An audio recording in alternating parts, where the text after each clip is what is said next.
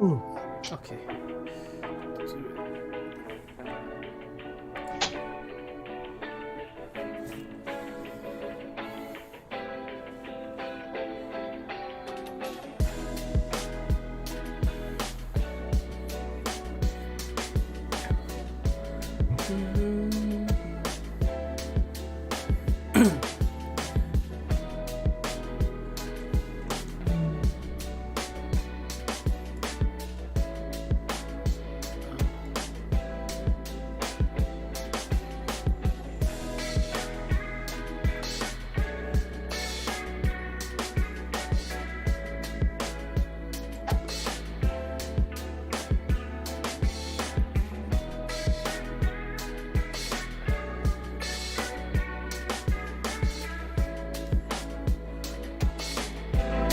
All right, Panoramic Podcast. We are live in 5, 4, 3, 2, 1.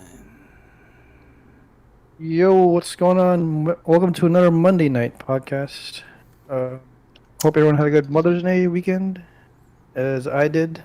Anyway, this is your co-host Aristotle, joined by the dark side himself, Mr. Phil, and the Stormtrooper side, Nick Stopper. Okay, go ahead, Nick. Phil. Hey, what's going on? Thanks for tuning in, everyone, to episode 20 here on the Monday Night Show, the Panoramic Podcast, right here on Panoramic Gaming. Make sure you guys drop a like, comment, and subscribe to the show. With that being said, let's kick it off with some curious questions. Oh, and also before we do that, yes, indeed, belated Happy Mother's Day to all mothers out there. So shout out to you guys, and shout out to and also another shout out to graduates that graduated this past weekend from Shamna or any other college institution that you guys graduated from. Shout out to you guys and also upcoming graduations. So that being said, okay, kicking things off with a curious question. So in about 10 days, I realized that over 10 years ago, at Blaze Arena, my ass graduated from high school 10 years ago to the day. Are you serious? Serious. I'm for serial. Because in 10 days, my brother graduates from high school. Seriously? Oh, snap! Yeah, dude.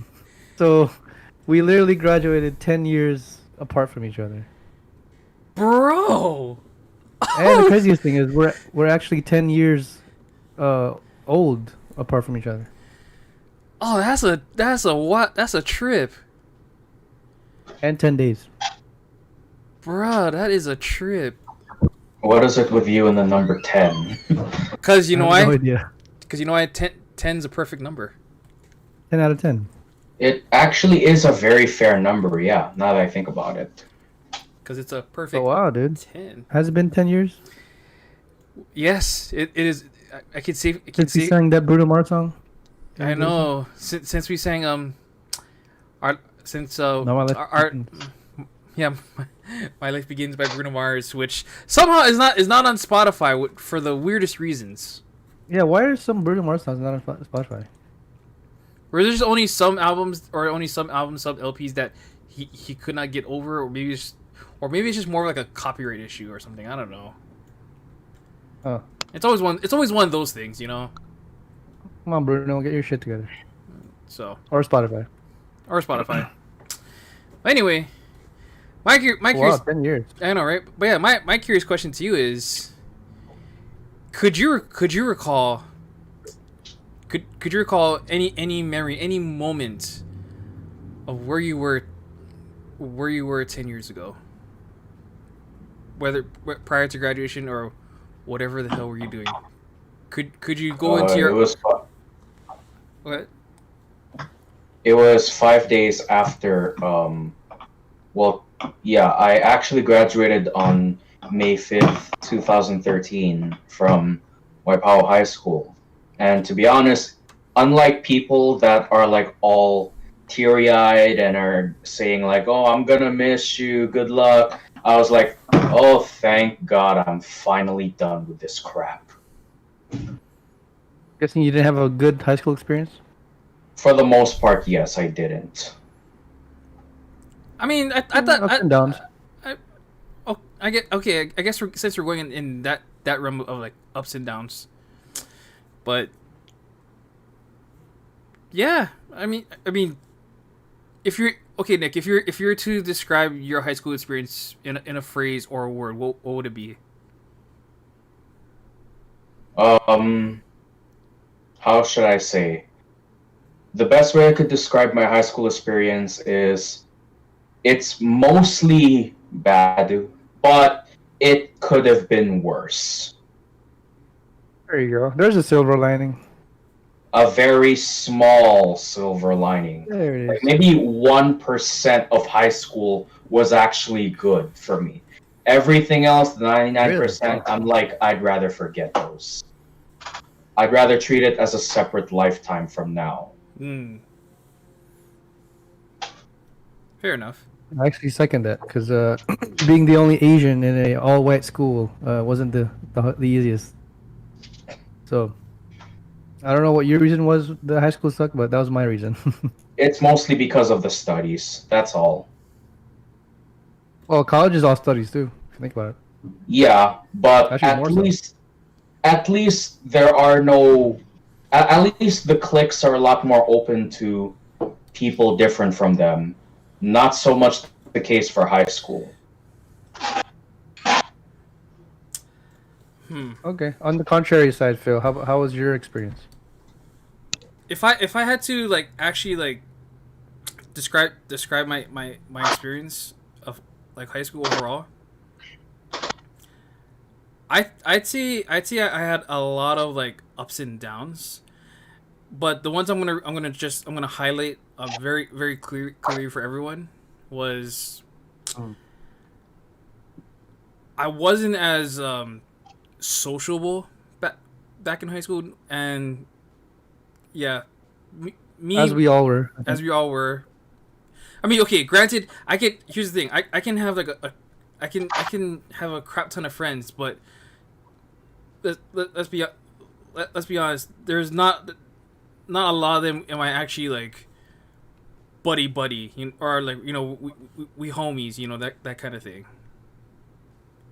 It'll always be the casual, what's up, or just like small, not even like a minute conversations, you know, or me just kind of just like mostly like 9 times out of 10 just like dozing off, or me being super hesitant to join anything beside. Okay, granted, I did join Japan Club by association, only because of what myself and Chandler at the time, when we both when he was the one who got me into doing kendo at the time. So I never joined any other like club or organization, or hell, let alone even tried any sports, like, at those times, like, it was how do you say it, a failure to launch. So, but You were that was a failure to launch. That was your high school experience. in a way, because, well, if you were to launch to even like go and try things, like I was always just someone that just like I was always the NPC, the non-playable character in what, just, I just be on the side. I just be like amongst the crowd. I mean, The background actor.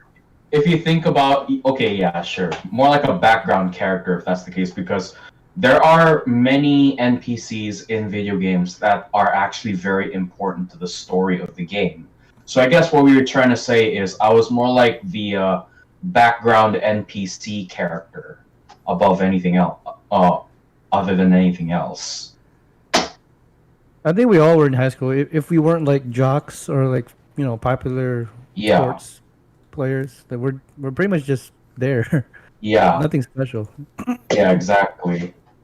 But I guess But I don't know if you noticed this, but you know, I also find it kind of a normal thing that your high school friends ultimately, or not, maybe not all of them, but most of your high school friends will ultimately abandon you. And in my case, there was only one that, there was only one friend who I did not expect to stick by my side up until now. And I'm not gonna lie. Shout out to Dylan Bergeri for pretty much still being my friend today, considering the fact that we live like 5 minute walk away from each other. Or actually no, it's more like 10 to 15 minutes walk, but getting to his house won't even take me a minute. That's how close he lives from me. But wasn't that your synesthesia drummer? not quite. No, he didn't make the cut. But Oh. putting that aside, putting all of that aside, he was the one friend in high school that I did not expect that would, you know, still hang out with me, even if it's every now and then. Because all the others, even the closest one, even the one that I considered my closest friend in high school, like, where the hell are they? What happened to them? Where Like, are you? It's like, yeah, it's like, to me, it's like they died and I don't know who they are anymore. Like, if I was to look at their carcasses, I'd be like, who is this supposed to be again? That's how much of a stranger they are to me now. Whereas for Dylan, he hasn't really. I mean, he's definitely changed, but it's not to the degree where like he's a completely different person. If anything, I would say his change was for the better, not for the worse. Hmm. Yeah. Well put. Yeah, we definitely had our like best friends in high school, but after high school, they kind of disappear. Pretty much. And ultimately, you find it a surprising thing that you're actually better off without them, because ever since those friends disappeared, I found better ones that who are just as like-minded as I am. And of course, I'm already talking to two of them. Hey. Two out of maybe 5, 6, 7, 8 of them, maybe 10 at the most. I don't know. And to add on to that, the first person I talked to ever in Campbell High School is talking right in front of me right now, Hey. on the dark side. Oh, thank you. Just to make it more darker than ever. I like how there's a contrast of dark side, light side, and the Neutral side. the neutral side. I'm literally wearing gray right now, so I was in between Yeah. black and white. Pretty much, yeah. I'm like, did we set up this color scheme? Because this sounds like a coincidence all of a sudden. I'm wearing white, Phil's wearing black, and Air's wearing gray. I'm like, what? Can someone explain this to me, please?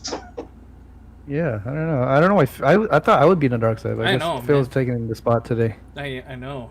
What a trip.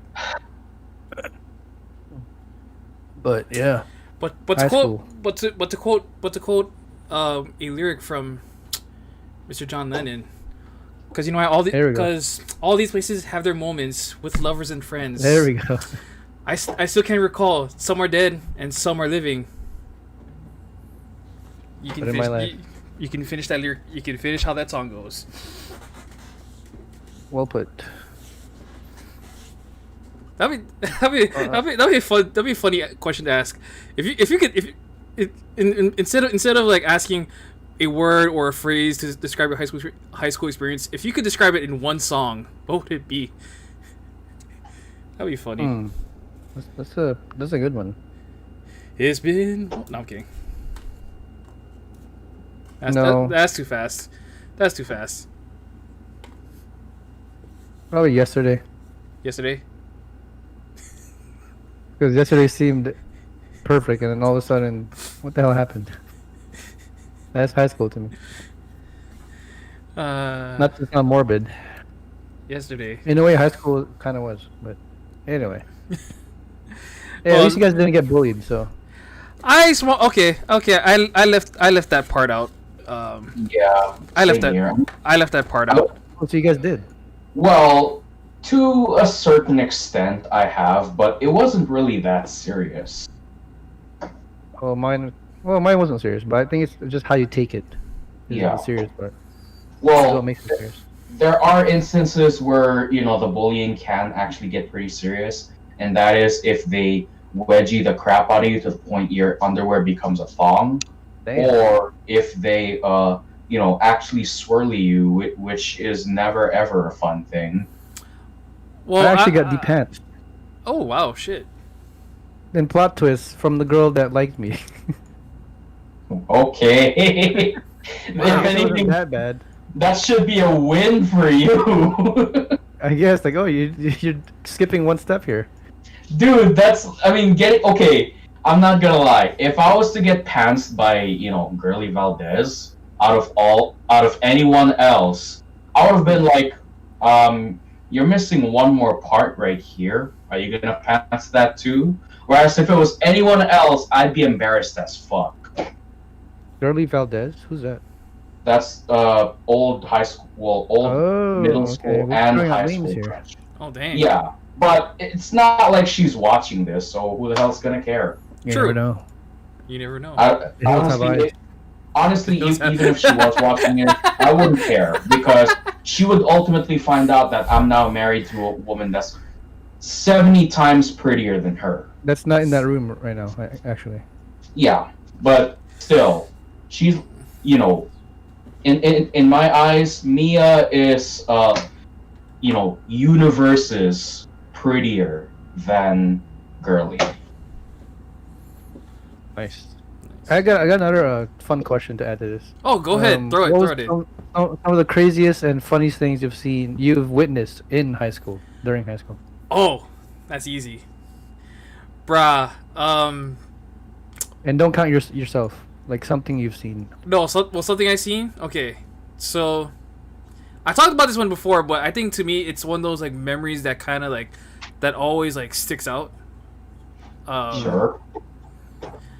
So the one that sticks out to me the most is Powder Puff, and okay, so here's the gimmick of how Powder Puff work.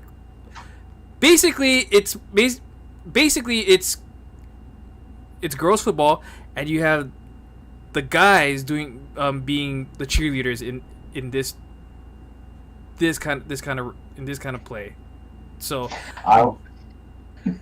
no, but that shit was Okay. that shit was that shit got a little too out of control at times because it was always like it was always like there was always rivalry built between the seniors and the juniors every time, or sorry, juniors and seniors every time. There was always a rivalry built, and people, some of them got into fights. Some of them even did like stupid burnouts at the Evan Beach Public Library. That's how that's how crazy nuts it was back then. So, and not gonna lie, some of the stuff some of the routine, some of their stuff that they did way back then, for like homecoming and stuff. I'm not gonna lie, I was impressed. I was highly impressed at what how this stuff was put together. What I was not impressed was just the drama that came with it. So, and which eventually I believe it was like when back in, I think it was 2010, and then or back in 2010, I think this is when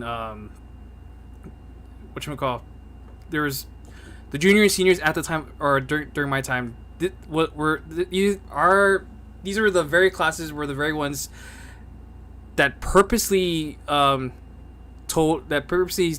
of showed to upper management, or sorry, principals and whatnot, and said, nope, okay, that's it, you guys made this too much into a fiasco, you guys are getting the fights, you guys are doing really vandalizing people's cars and shit. That's it, canceled. Damn. So yeah, so that stuff was that to me is one of those memories that will forever kind of just stick out. Interesting. I mean, minus all the fights that I've seen in high school, but still.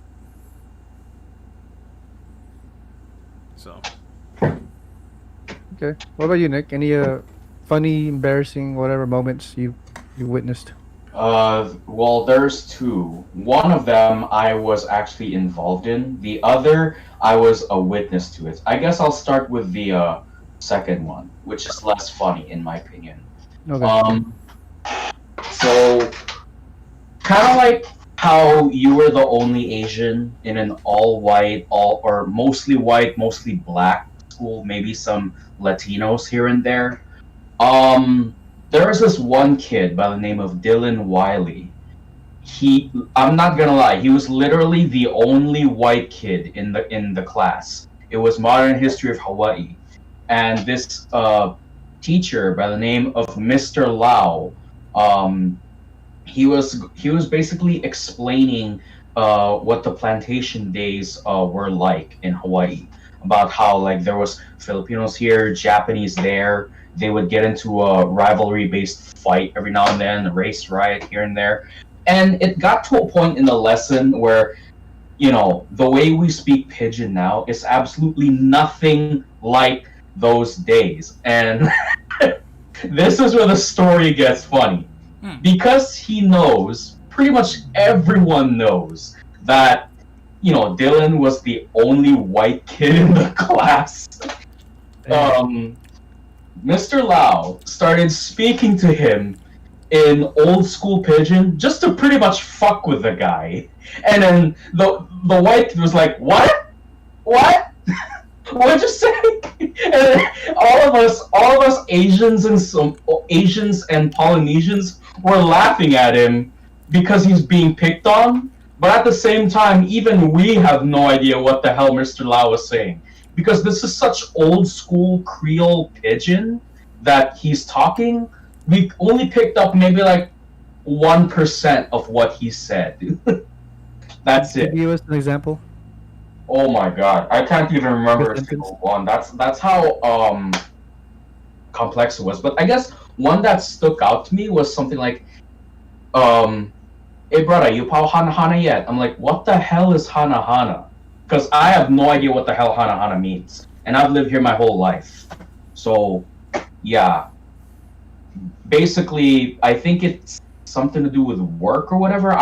It's probably wrong. I'll admit it's probably wrong. But apart from that, he was just throwing out all these phrases to that white kid just to fuck around with him. Because Mr. Lau, he probably knew that we would pick up at least some of what he said. Whereas for the white kid, he picked up absolutely none of it. I'm like, what the hell is this guy saying to me? And the second story, and the other story where I was actually involved in, this is something that I'm not exactly proud of, but I don't really regret being a part of it either. So to put it simply, this was in my sophomore year where I got into wrestling and I got really into the sport. But putting aside all of that, every time after practice we would go into the locker rooms and some of us would take a shower there. And here is where the story gets both embarrassing and funny, and for those low-key homophobic people, a little bit disgusting. And no, none of us are gay. I can tell you that. So here's what happened. Us guys in the boys' locker room, decided to start playing shower soccer in there with a bar of soap. The bar of soap was our soccer ball. And if that wasn't enough, some of us started treating the showers like it was a freaking water park. And I was just playing along just so that I could feel like I belonged to them. So, yeah, not exactly proud of it, but I don't regret that moment either. If anything, that's probably like the 1% of good memories I have in high school. Oh, hello, Mia. Hello, Mia. Oh, they said hi, babe. Anyway, yeah, there's me. I played. I was pretty much a part of something that I could potentially be faced with by calling, homo or whatever. Damn, that was the closest you got to being prison raped I guess, yeah. with soccer. Who knew those two could fit together? Right?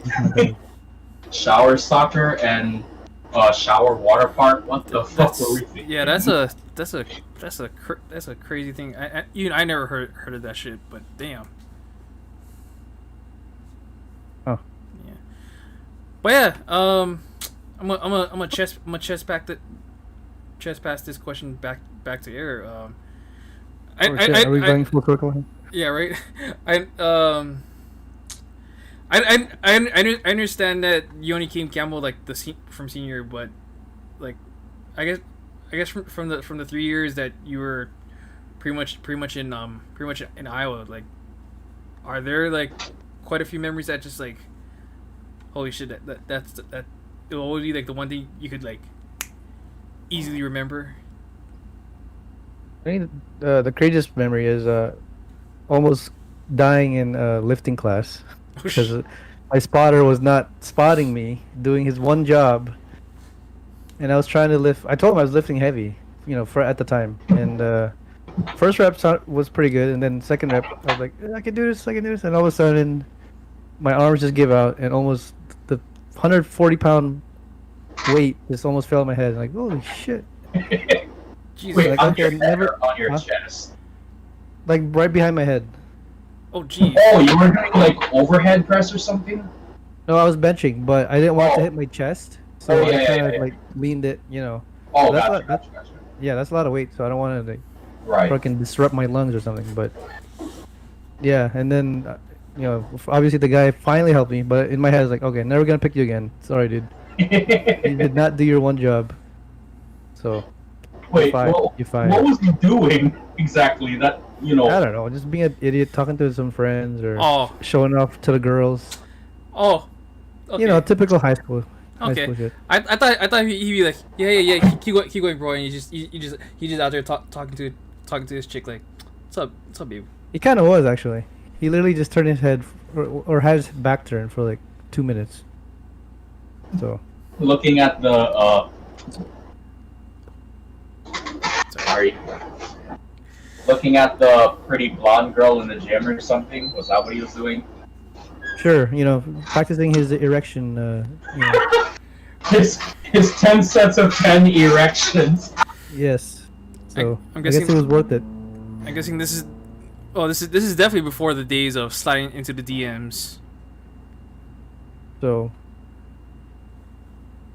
Damn, There you what a go. trip. that, and I'm in Campbell, the 1 year that I was there, I noticed a lot of fights were there, which was Yep. kind of alarming. Because in Iowa, I mean, I'd see some fights there, but not as much as literally like every week there'd be like a new fight. Like, what the hell is going on? Are they training UFC fighters there? Or something? Apparently so. I'm not gonna lie. Campbell is not the only school that does this. White Mountain sure. does it too, but it's not as bad as say Campbell and Y&I do it. Because over there is those areas are a little bit more frequent apparently.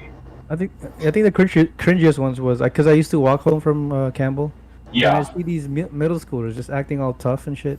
Yeah. Trying to, pounce on the high schoolers or talking smack Yeah. with the super high voice. Like, let go. Hi. Like, oh my God. I trained the kind BG pen. Stop, you I fucker, could throw you under this damn car right now and be on with it. But man, I just shrugged the other cheek and just walked away. Like, it's not worth it. So I watch BG pen In middle cuz school. what? Cool. Oh yeah. I know that's so annoying. What the hell? Hey. First of all, you don't even have pubic hair yet. Right? What are you trying to be? try to be like my idol BG pen, huh? Oh, you. Oh, Max Holloway. Oh, yeah. I don't know. Anyway, Huh? No, that was no, because I don't think Max came into the picture. It's not even like maybe like 2 years like after I graduated high school. So Come on, right? so no, but yeah, no, just kind of reminiscing those moments where people think like, oh, what I watch UFC. I can scrap better than those guys. Yeah. Yeah, right. Yeah, sure. Why don't I throw you into this dumpster? How do you feel about that? That would actually be funny. How about I thought about it, but I didn't do it. How about I give you into this Nia Justice? Nah, There you go. that wasn't a thing. Nia Justice were not. Tomorrow. Nia Justice were not a thing yet. Well, sort of, but it wasn't like recognized. So, well, anyway, segueing into video games, streaming, and a little bit of geeking, and also some offline gaming. Okay, I apologized last night. I fucked up. It's fine. Okay, yeah. To put some context, I'm sorry too for kind of getting on some of you guys and getting on myself because it was very frustrating, as you guys already knew. Getting our shit stolen and blah blah blah. But no, it's a learning experience, through it all. So, yeah, yes, Phil, you said you fucked up, but we all fucked up. Yeah, in some way or another, we all fucked up. We all didn't carry our weight, carry that weight for a long time, but. That's what you did there.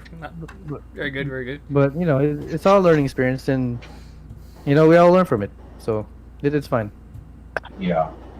I mean, I was already over it the moment I turned off my computer screen. Yeah, I was over it once. It sucks we kind of lost all that loot at the end, Nick. But yeah, partly it was our fault because we were tired and we just kind of wanted to end. Yeah. But yeah, we all learn from it. Yeah. Besides, if you ask me, I mean, maybe to regular Sea of Thieves players out there, like the pros and all, where they're rocking millions. But honestly, to me, being able to have like 100K minimum, it's nothing to sneeze at. Oh yeah, and it's not about that. It's just like having a great old time. Yeah. A grand old time. Because honestly, it's not necessarily the treasure hunting that gets me hyped. It's like the journey to the objective. Because honestly, like, my job as a fisherman and a chef, I actually enjoy that. I don't know why. I kind of like doing it. So it's all about the battlefield, not Final Destination. Yeah. But I will say that was a fucking major three against one. We had the island, we had freaking other player ships and weather against us. Yeah. Yeah. I mean, if anything, I kind of wonder if we really needed to go to that area in the first place. Well, we got a lot of treasure and it's a good learning experience too. Again. So. Yeah. Honestly, it's almost like a trial, like from normal pirate to like legend pirate. Yeah. If you think about it, and because of that, we've learned a lot of things. Yeah. So going into a similar fight in the future, we're kind of prepared for it. Yeah, in a way. I mean, maybe not fully prepared, but at least we got a scalded. At least we got our tongues scalded from the taste. Like think of it as like we went in the army or Marines, we got sent to Iraq or something. Yeah. For like a couple months. If you survive it, good for you. You're strong as hell. Yeah. So and we survived it. So good shit to everybody for putting in good work. Or at Despite least many trying their mistakes. best. Yeah, because I made mistakes too, so it's fine. Mm-hmm. But I'm gonna be mad enough to say this, but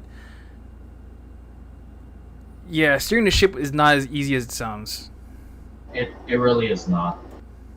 If anything, the one thing I didn't quite get at first was like how I know the ship is centered, and you really gotta listen in for that, thud or click that tells you, okay, the ship is now traveling in a straight line. It's not like going in a curve anymore. Because if you don't if you're turning the ship and you miss that click letting you know that the ship is center, you're basically going to be traveling in a curve and potentially a circle if you don't center it.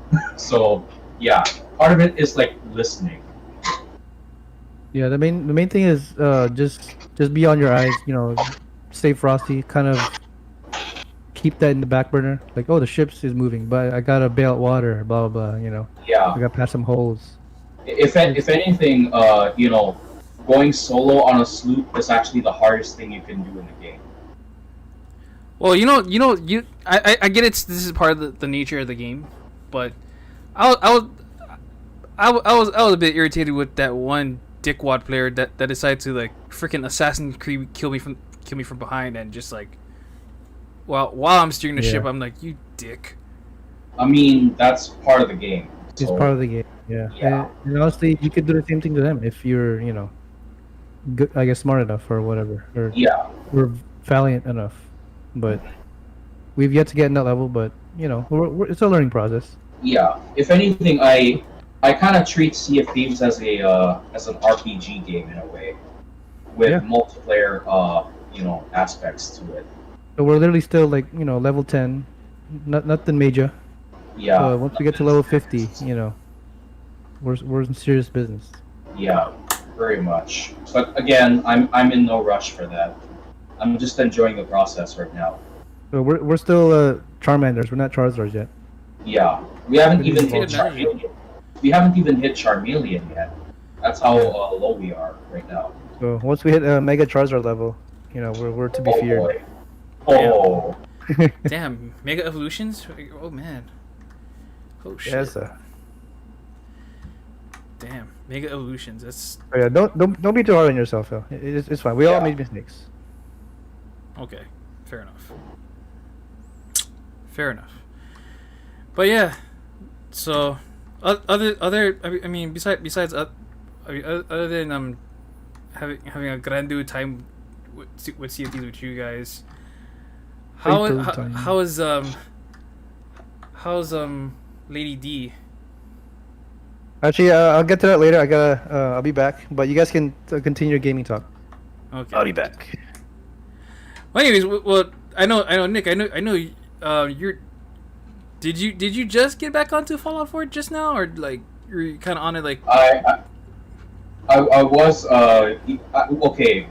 Bulk of my gaming sessions mainly consist of Fallout 4, not because I like the game, but because I like the mods that actually make the game better. I will tell you right now that Fallout 4 is technically a good game, but it's a terrible Fallout game. However, if Fallout isn't necessarily your most favorite game of all time, it could be better with modern firearms. And as you can see, modern firearms is like my all-time favorite mod for Fallout 4, and that's pretty much why I've been grinding on it a lot. Is because that mod plus other mods as well. Besides that, though, I'm considering creating a third character that is inspired by my Sea of Thieves experience. Basically, he's a fisherman, but he also knows how to hunt on land if he needs to. And the one weapon he always carries with him is a scope lever action rifle, which I kind of, well, thinking about it, I do kind of miss playing survival mode, because you gotta eat, you gotta sleep, you gotta drink just to like keep your levels on peak. Right. But yeah, I do actually miss survival-based gameplay every now and then. Like I love going all shooty gun or stealth kill here and there, being a sexy woman and persuading a male character. I love that kind of stuff. But Right. every now and then I do actually enjoy being immersed in a survival situation, like The Forest, for example. I actually like that game, but kind of like Sea of Thieves, I actually enjoy it more with friends rather than by myself. But at the same time, I'm not gonna lie, just thinking about it now makes me curious. I do kind of wonder what The Forest is like being played on solo. So, yeah. Well, I think I think playing it on solo. I mean, you'll have the same fun. It's just minus the friends part. It's, Sure. you're kind of basically kind of just following the story to a sense. If you're not using the whole developer code gimmick. Right. So. And yeah, honestly, when we can, I mean, I like Sea of Thieves, don't get me wrong. But when we can, I would love to play Forest again with a full server and pretty much act like, colonists.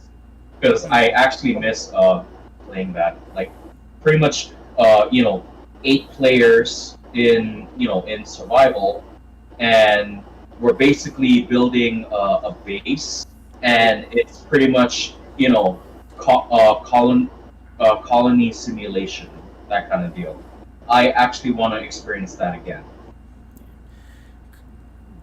So could you going going back into like the Fallout going back, I guess in terms of like the franchise itself, like could you see in your own opinion, like if you had to rank all the Fallout games you played, what would be in your top 5? Okay, top 5 would have to be number 5, Fallout Shelter. Okay. Number 4, Fallout 4. Number 3, Fallout 3. Number 2. What was number 2 again? I'm thinking. Number 2 would be Fallout.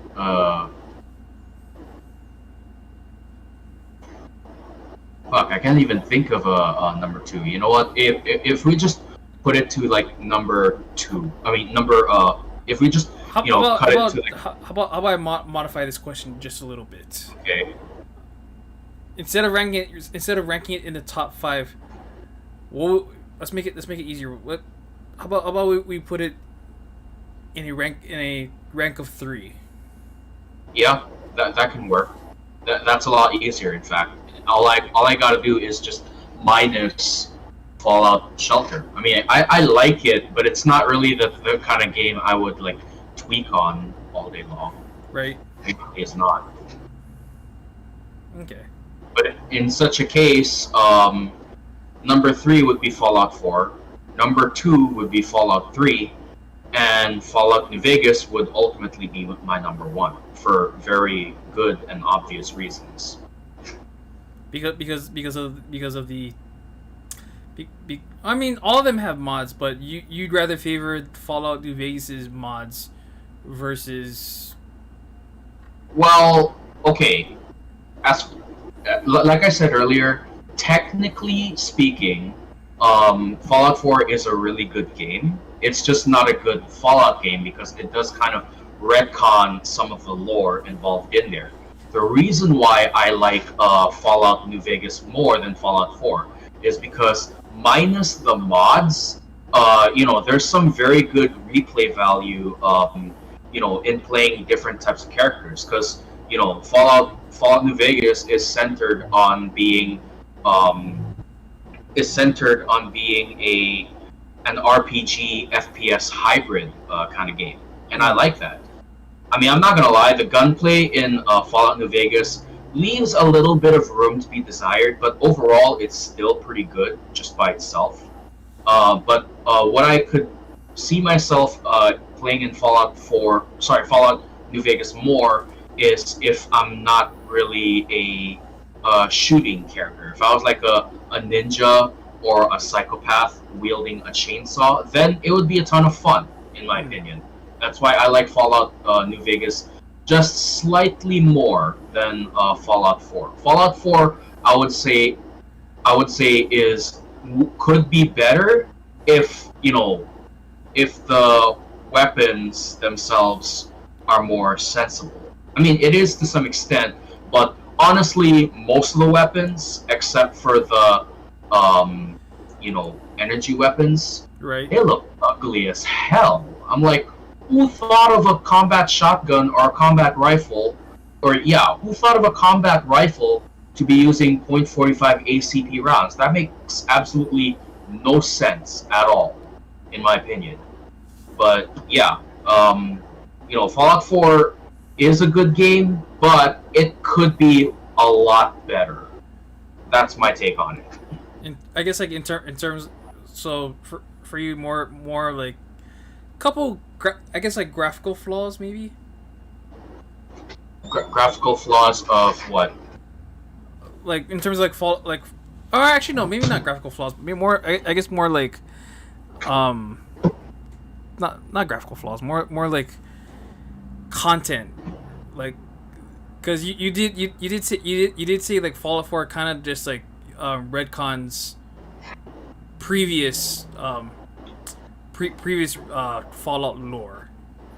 Yeah, it actually does, and most of the time it doesn't make sense why they do it. But apart from that, gameplay-wise, I think it's okay. Like, just the gameplay itself. Gunplay is pretty good. It does feel like I'm playing Call of Duty. But again, I do still have quite the bit of criticism towards, other parts of the game. Not all of it, but, a bunch of it, yes, I do criticize it. Which is why I decide to play with mods instead. In fact, speaking of mods, I'm just gonna show a few screenshots here. Sure. Let's see. Is it in the general chat somewhere? I'm gonna put it in the general chat. Okay. Okay, that's one, and then two would be something like this.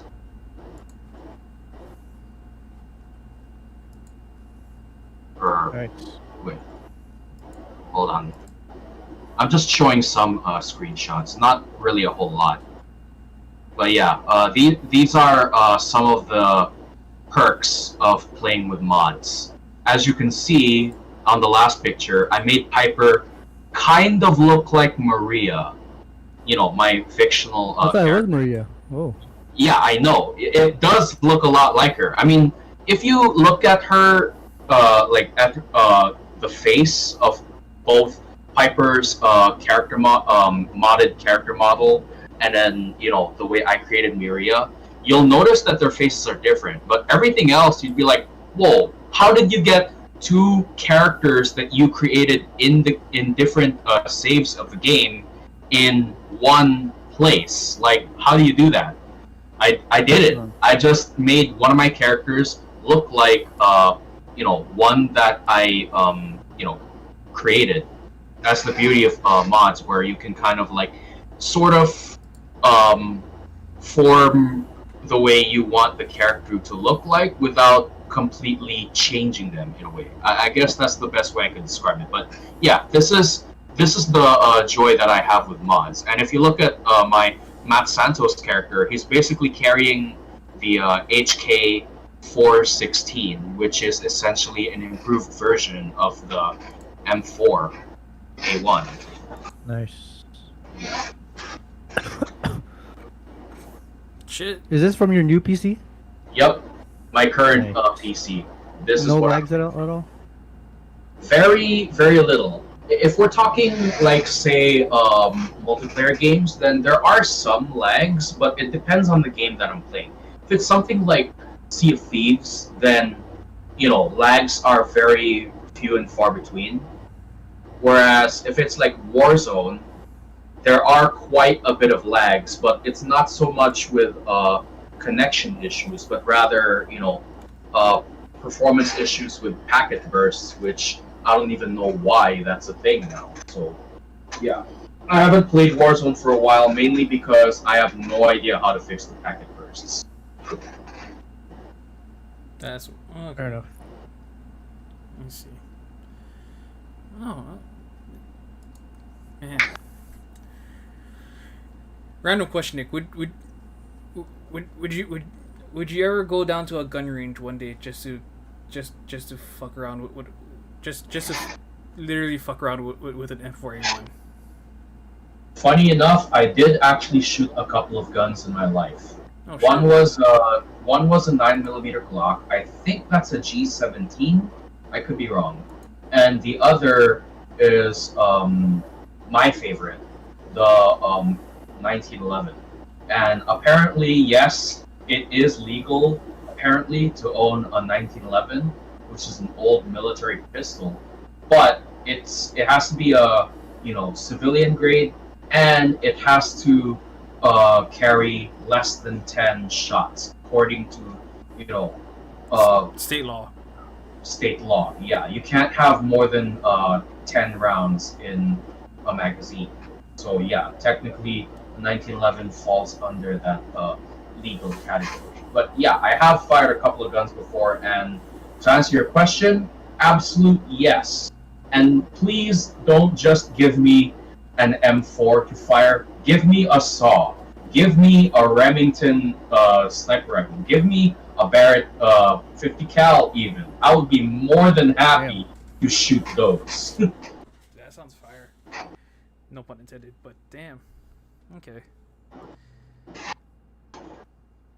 Damn, that'd be interesting idea later down, like to kind of. What about you, Phil? Would you go? Would I want to shoot go? Hell yeah! gun to the range? I would love to go gun range one day, man. I fucking would do it. I wouldn't. I might exaggerate if I have like a Kevin Hart moment, and if I actually fucked on with a pump action shotgun, pow, fly back. Damn. No, but for real, like I'd be down to go gun range with you guys one day. That'd be pretty nuts. In case you have not fired a single gun in your life, I do have one tip on how to hold a handgun properly. This was years ago that I last shot pistols, but I still remember how to hold them properly. You basically have to hold the weapon like this. It makes you more professional if you do. So what it looks like from this angle is your left thumb ultimately gives you a bit more control, whereas your right hand, if you're right hand dominant, is holding the gun. And pretty much, trigger discipline and common sense kind of plays a role here. Unless you're gonna fire the gun, do not put your finger in the trigger well, unless you're about to fire it. But if not, then don't ever do that. That's basically trigger discipline. So I basically can't hold a gun like this. Well, I guess, but one, you'll look stupid, but more importantly, if your finger is in the trigger well, then that's indicating to all the other gun enthusiasts out there saying, I'm gonna fire this weapon regardless of who I'm pointing at. If you're not gonna fire the weapon for any reason, that's where your trigger finger has to be outside of the trigger well. Or if you want to get more stupid, like watch me curve this bullet. Yeah, no, don't ever do that, please. That's not how guns work. Sorry, I crack up every time I see Wanted, and the way they just like, Yeah. oh yeah, I'm just gonna curve this bullet. So Or like the Key and Peele skit. Hey, Holmes. How you doing? What's his name? The crazy guy? oh Yeah.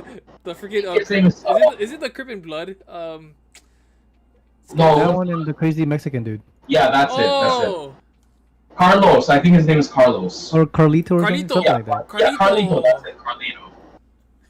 Yeah. Don't do that in real life. Please, don't. Everyone's gonna shoot you if you do. Well, okay, if you're holding the gun wrong and you're pointing at somebody that you shouldn't, then yeah, people are probably gonna shoot you just to stop you. But if you're like curving the bullet, then I don't know. Maybe you'll get shot at, or maybe you're just gonna get yelled at. I don't know. Point is, I would never ever try to curve a bullet because again, that's not how they work. Cause you're not loco, ese. And you're not John Wick, so. Wait, John Wick curves bullets? I don't remember that. Well, he has perfect aim, so he can do anything he wants. Okay, yeah, sure. Even if he holds it like that. I've never ever seen someone curve. I've never ever seen John Wick curve a bullet though. So His alter ego Neo has. okay, yeah, but that's because he was in a simulation, That'd be awesome. Alter ego John Wick and Neo.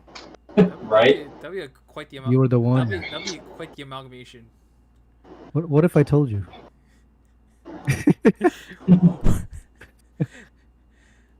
Damn it, Morpheus. Who knew Morpheus would be the meme of the century? I know, right? Shit. What if I told you? That. I don't even know the original line. What if I told you that coronavirus was a plan all along? I wouldn't be surprised Was if it it inside was. What if I told you that Lady D is a virgin? Oh my god. We just spout off any what if I told you culture. Right? Oh. Welcome to our what if I told you that's my new podcast name. What? Oh my god. What if I told you? Did you guys see the did you guys get the meme I sent you guys? Do we react to it? I'm trying to find it now. Shit. Wait. I'll do a reaction. Okay, hold on. For those who know who didn't get that, I'm gonna find this. Oh, here it is. That sweet Give me a sec here. sunshine. All right. Nope, that's not the one. Oh, wait. What's she doing? Okay, hold on. All right. Reaction meme of the century. Jesus Christ. Hold on, you. Here we go. Oop, wait, wrong way. Reaction. There we go. Let's make this thing a bit full screen. Oh boy, here we go. Hang on. Lady D is here again. Hang on, let's make this thing full screen. Here we go. What's she doing? I saw this already, but go I ahead. can't hear it. Oh, you can't Oh, there hear we go. What's she doing? Okay, there we go. She's just standing around not doing much. Well, just don't fall asleep. I love Jackie's reaction, facial reaction. Okay, I just Or try to Lee. stay away. Just so boring. Is that 8 times? I think so.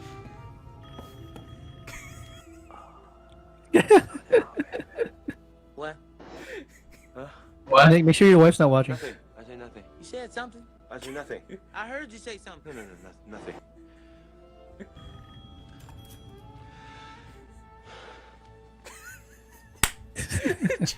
Jackie just does so good. He's... His moans. Hey, what's going on, man? What are you talking about?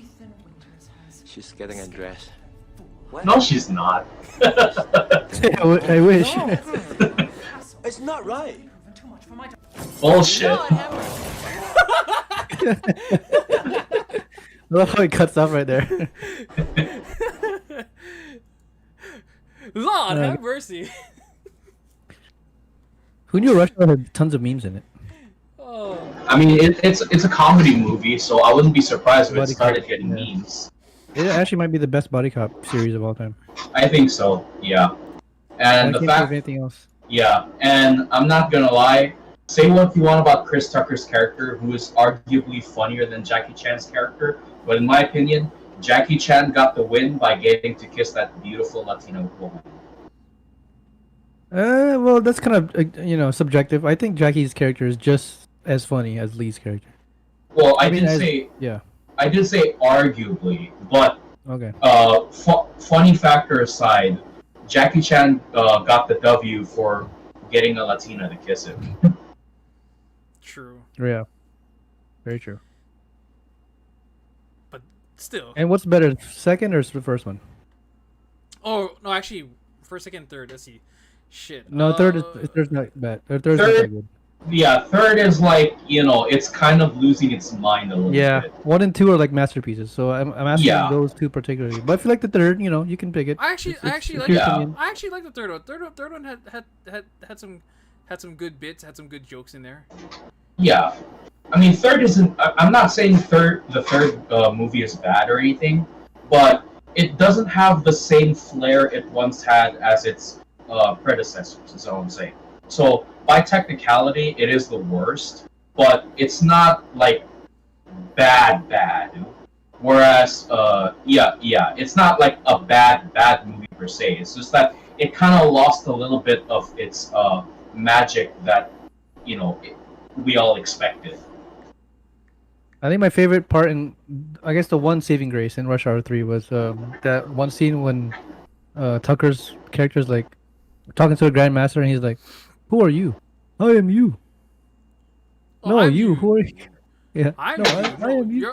you're me. No, he's me. Okay. I can see how that one's funny.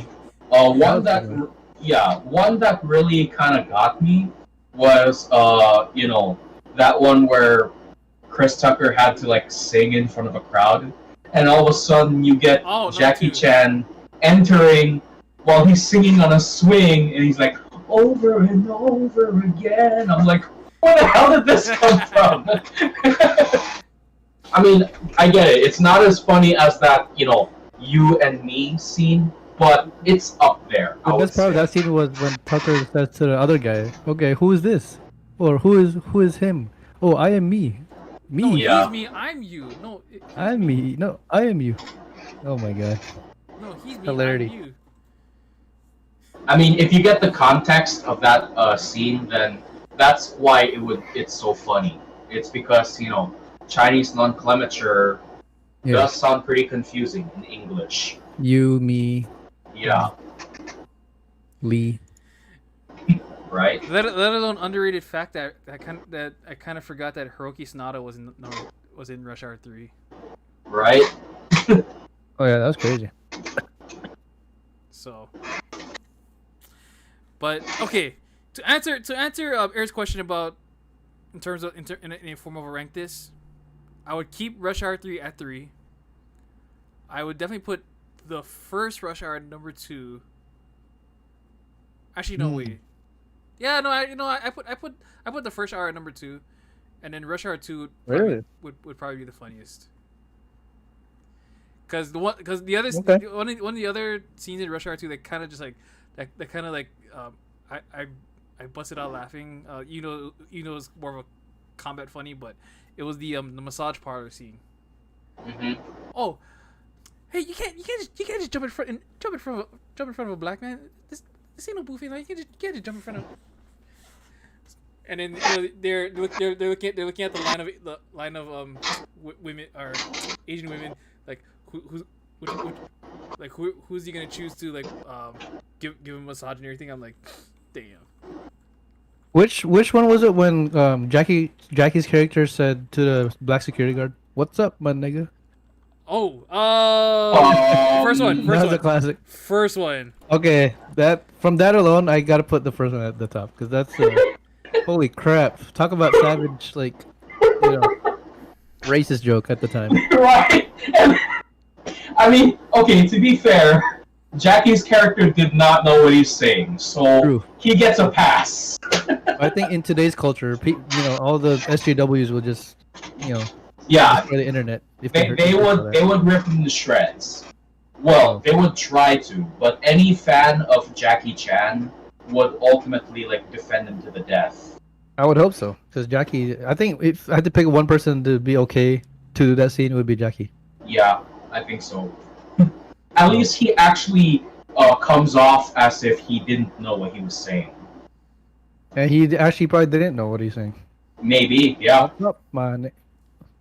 And the gefilte fish one, that was pretty funny. Yeah, gefilte fish. Okay. Oh, okay. In terms of who had better bloopers, I'd say First one. I say first one had the best bloopers. Because there's so Yep. many. Because there's so many times when you saw the blooper where Jackie Chan runs up the wall and he ends up crashing over. Yeah. Some are actually scary though too, because he It is. Jackson's stunts are like, and he doesn't do stunt doubles. He does Yeah. everything by himself. Yep. For a 40-year-old man, you know, that's not easy. Hmm. But he's a beast. I mean, hell, he even did it when he was like pushing 60 in one of his latest movies, The Foreigner. Like all that stuff that he was doing, no stuntman. That was all him, It's crazy to think that he's almost 70 now. right? And he's still looking pretty good for his age. Still kicking it. No pun intended. Actually, pun intended. Yeah. But yeah, for me, I would ranking the Rush Hour movies. I would definitely say the same as Phil did, but with one addition. The reason why I rank Rush Hour 2 higher than number 1 is not necessarily because of its comedy, although comedy is pretty much like the biggest thing in that movie. But Rosalind Sanchez, man, she is probably one of the first actresses that gave me my first boner as a kid. No, why I would put number 2 in terms of comedy. If you remember that one casino fight with Chris Tucker's character, trying to fight that the evil crazy Asian lady. Mm-hmm. I know you're beautiful, but you one crazy ass bitch. Yep, I remember that. I like that. And one of the funny running jokes in the bloopers is Chris Tucker's character always calls Jackie in the movie. Right. Except his name is actually Lee in the movie. But he keeps Yeah. calling him Jackie. And I think the director one time was like, his name is Lee, goddammit. Hey, Jackie. I mean, it's kind of hard not to say Jackie when you're looking at Jackie Chan. Right. As a kid, I never realized that was Don Cheadle in the That was Don Cheadle. in As the Chinese outfit. Whoa, hold up. I'm only just learning this now. Wait, what? Are you telling me? Are you telling me that black dude in the Chinese restaurant that said, do we "Where need a did you reaction? learn?" Do we need? Okay, yeah, sure, called- go for it. This called Because for I only just learned this now.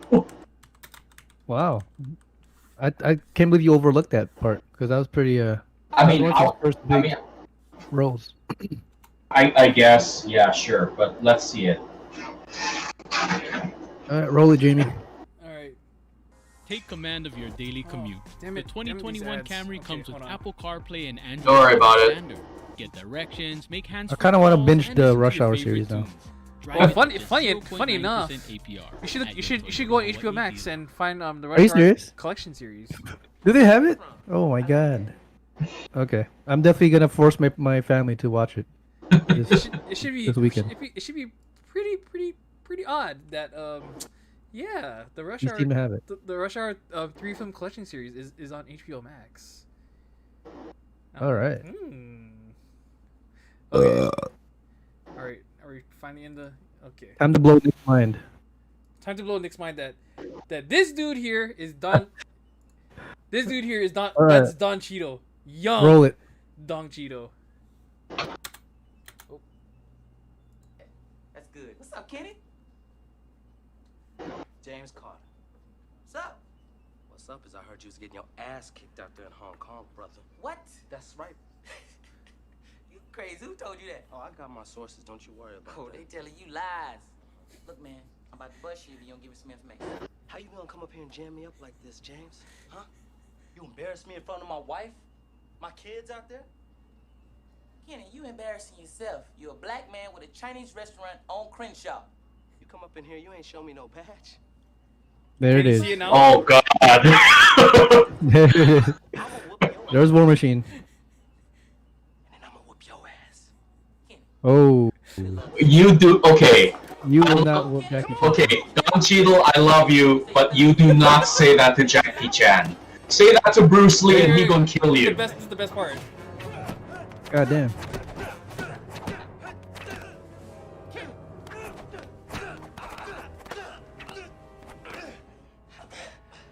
Twisting tiger. Damn, Jackie literally read every single move he did. Wait, what? Crenshaw go Freddy Chinga. What the fuck? He can speak Chinese? Apparently so. All right. Think I know what you talking 7-Eleven yet,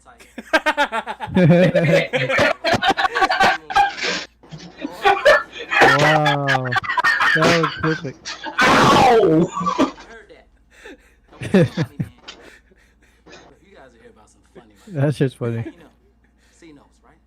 Yeah. Any of them came through here? Look, one of my regulars came in here a few days ago, dropped about 50 large on the tables in there. Jesus Christ. I was about to go down there with my boys and tune his ass up. But he comes in the next day with the whole thing. Brand new $100 bill, sequential. Now, I figure they're fake because this guy's got a regular day job. So I test them, and they checked out. You still have the bills? Still got my lunch money from the 3rd grade. Let me see.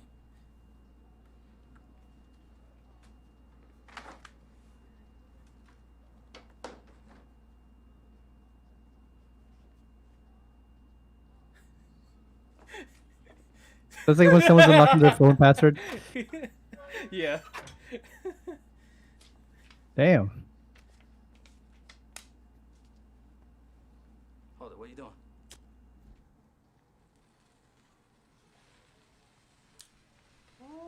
Ooh. Oh, that's counterfeit money right there. Got Yep. you. Who you say gave that to you? Cat named Zane worked down at Rain Plaza. Tell you what, you better hope you find it before I do. All right. Oh,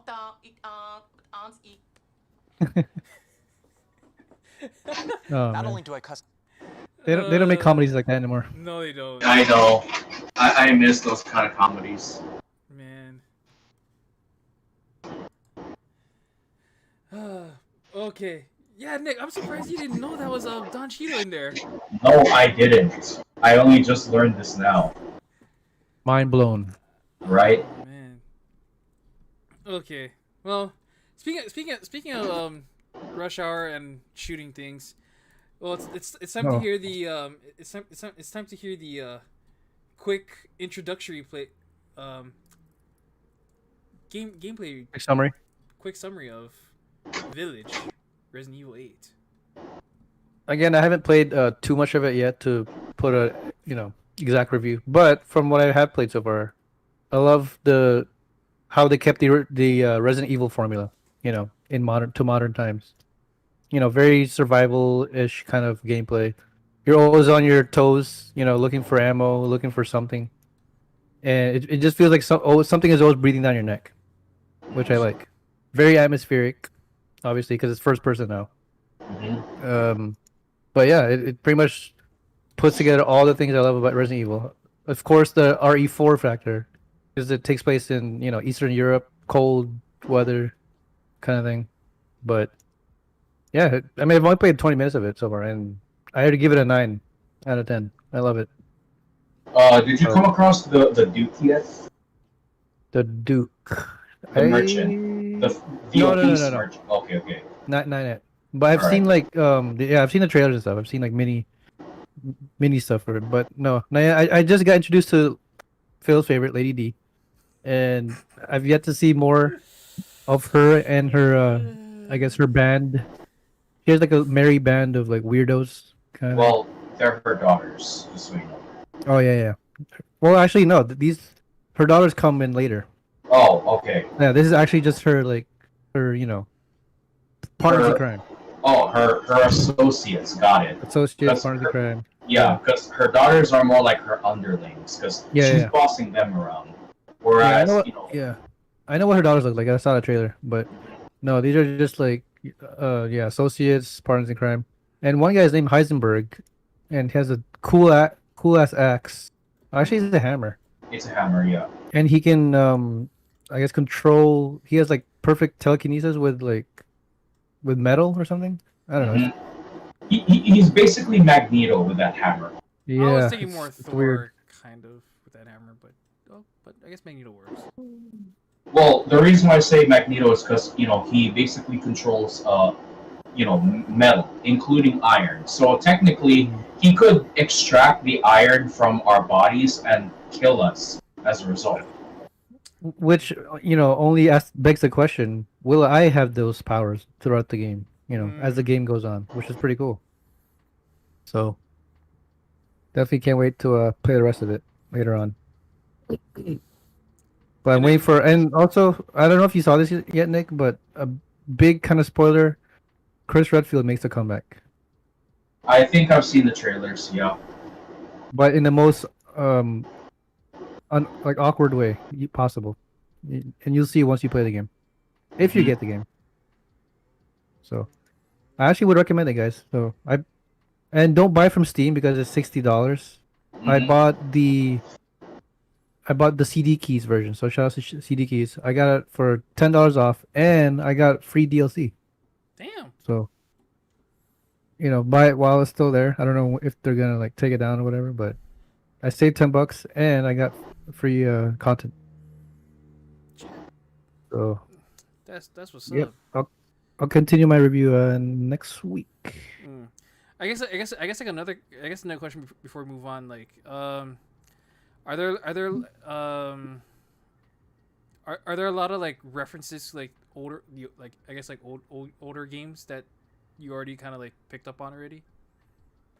Yeah, like the RE4, village kind of vibe, and then obviously Chris Redfield make a comeback. Other than that, not much yet because I just started, but definitely there's the usual Resident Evil tropes with the puzzle. It's very much a puzzle kind of game. If you're not thinking on your feet, you're not gonna know what to do. You're not gonna like the game, honestly. You gotta constantly like know, oh, this goes there. I have to backtrack here to get that piece. Blah blah blah. So it has that kind of Zelda formula too. And I guess putting the pieces together. Yeah, so I guess like for like in terms of putting pieces together, like in terms of like its lore, kind of like tying back to like its lore tying back, like was there like already like, oh, now I've seen this. You had that aha moment. Now I know. Now I understand why. Kind of, yeah. Yeah, I've had many mini-sodes of that, but again, I just started the game, so I'm definitely gonna see more throughout. And yeah, Resident Evil and Capcom, they love to put in like Easter eggs and references, so you just gotta be on the lookout. Yeah, I mean, I already revealed one, which was worry about it. Oh yeah. Just an old friend used to say. Merchant. Ha, hello, stranger. So definitely recommend it. I don't know if it's better than RE7. I still think RE7 was more groundbreaking in its time. I do like the atmosphere better in this game, but they're both masterpieces. Damn. Okay. Damn. So, ladies and gentlemen, you guys heard it here first. It is worth the buy. 9 out of 10. And Phil, it's worth the buy for you because Lady D's in there. Just buy it because of her. Yeah, just like that's your recommendation. That should That's your one reason to buy it. Yeah, so I can like easily simple her. So you can get a 8x scope like Jackie did, and Oh yeah. look at the window as she undresses. How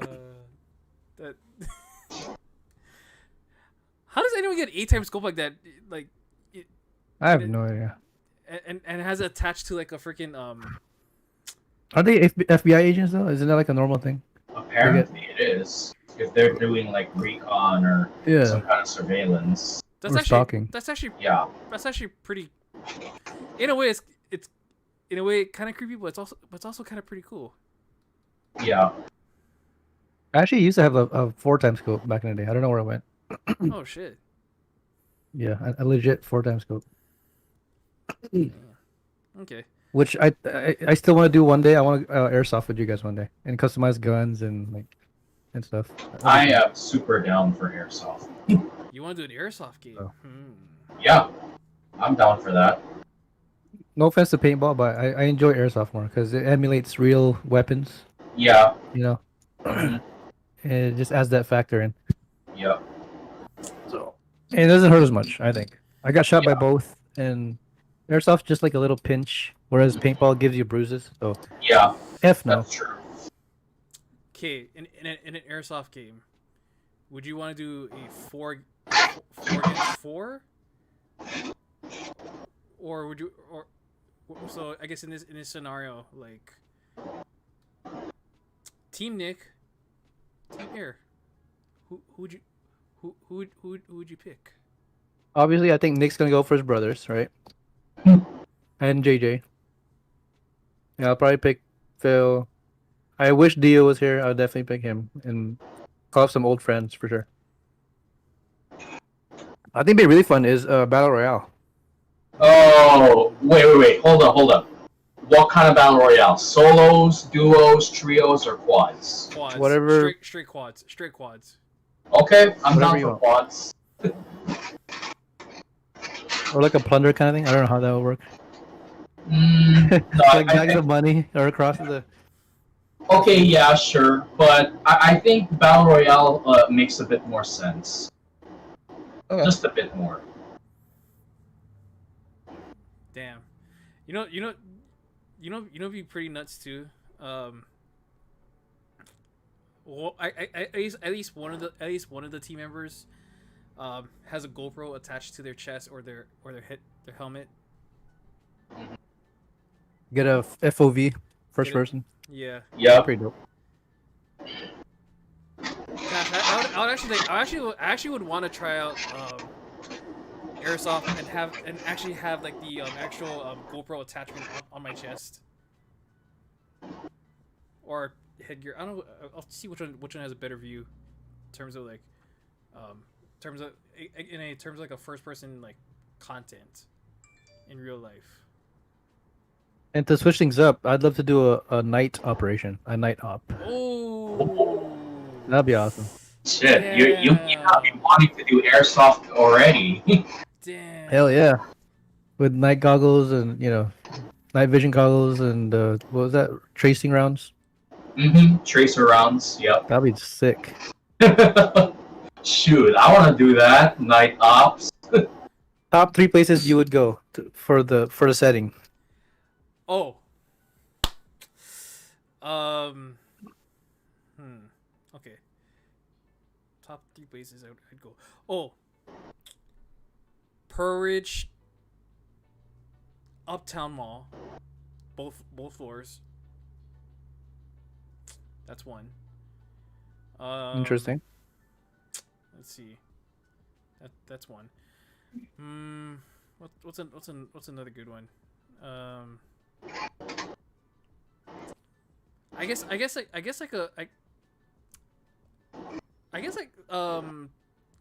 abandoned warehouse, maybe, kind of like.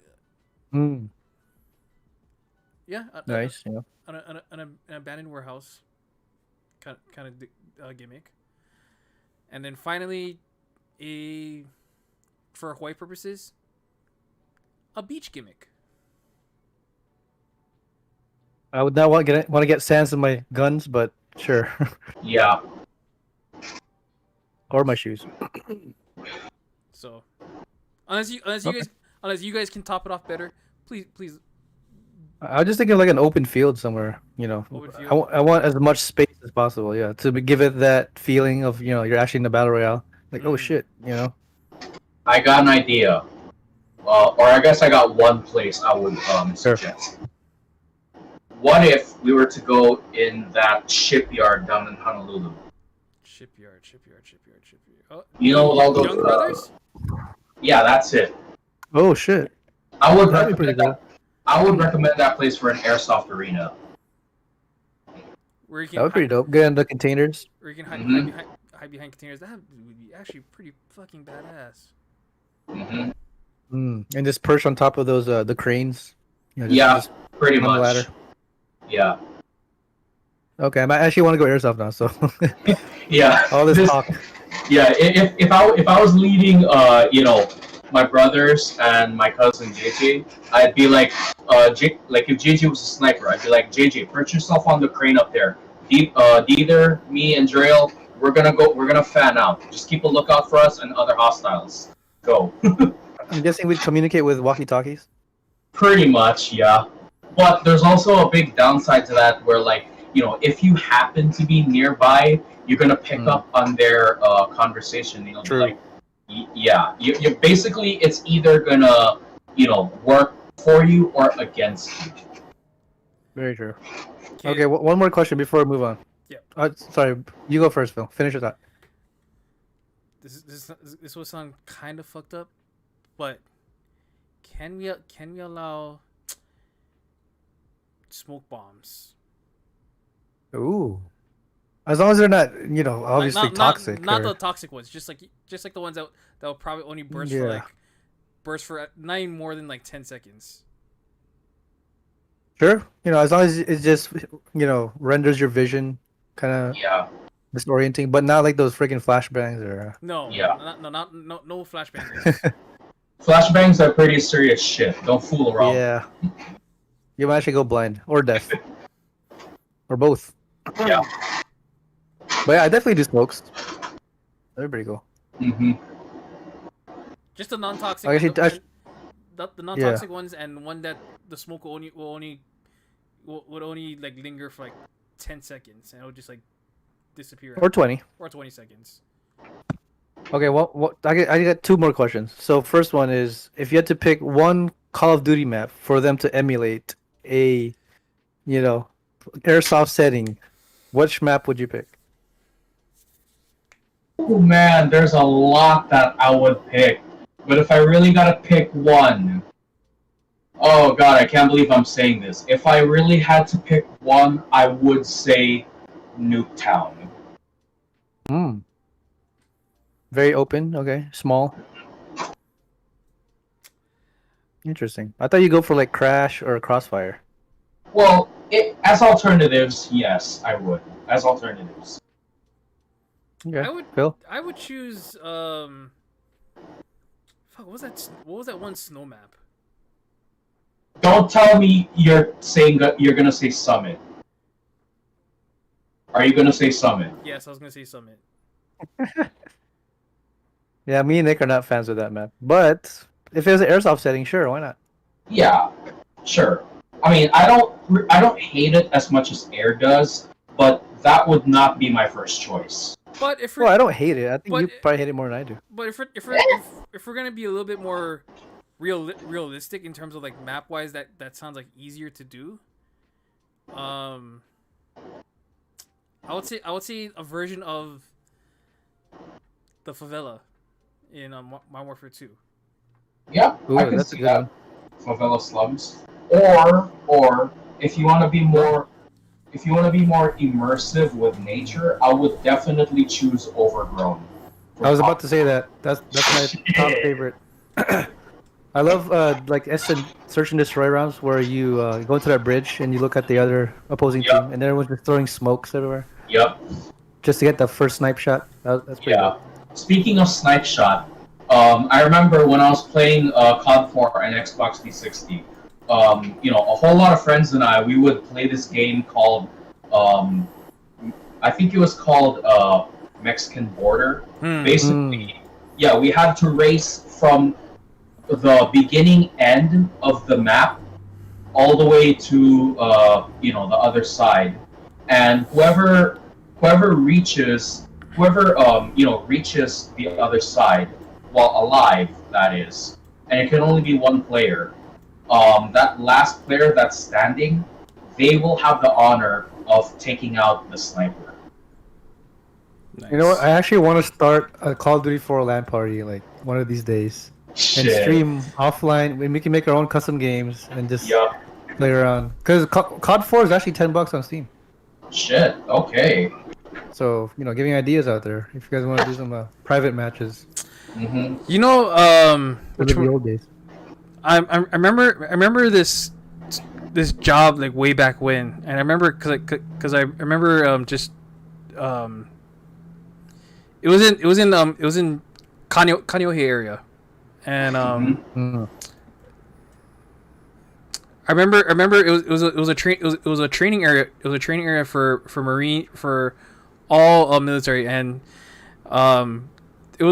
they actually had this like little, I don't say little, but very very nice like simulated area of like Afghanistan. They actually had like built buildings and stuff, and they use this training area to train infantry unit people, and they would actually use like like real people like us to kind of play the role as like background NPCs. Interesting.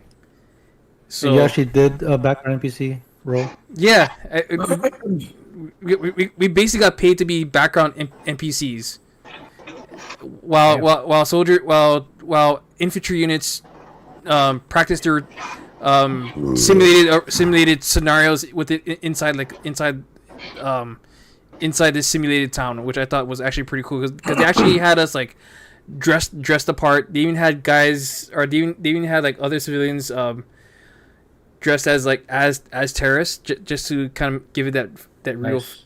that feel. And Okay. yeah, so it was cool because it was cool because the guys who they had they kind of just gave the ones they casted as terrorists, they actually gave them like airsoft guns, and it was, and Nice. just by the whole field just by the whole simulated town itself, like it's actually very possible to actually do like a in real life like COD map. Wow. So Check it out. yeah, I just know I know it is in the KB area, or if that's how I remembered it at least.